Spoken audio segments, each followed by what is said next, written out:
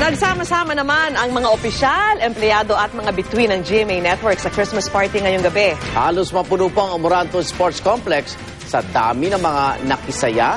Hindi siyempre mawawalang performance ang mga bituing kapuso, gaya din ang mga paraffol at palaro gaya ng Pinoy Henyo. Tampok din ang Battle of the Bands ng iba't ibang departamento, kabilang na po ang News and Public Affairs.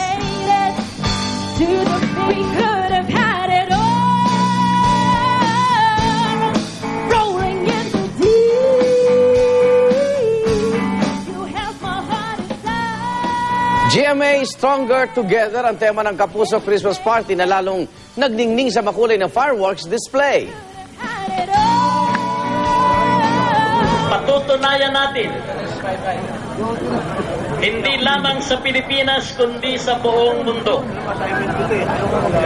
na malayo pa ang ating mararating bunga ng ating sariling pagsisikap.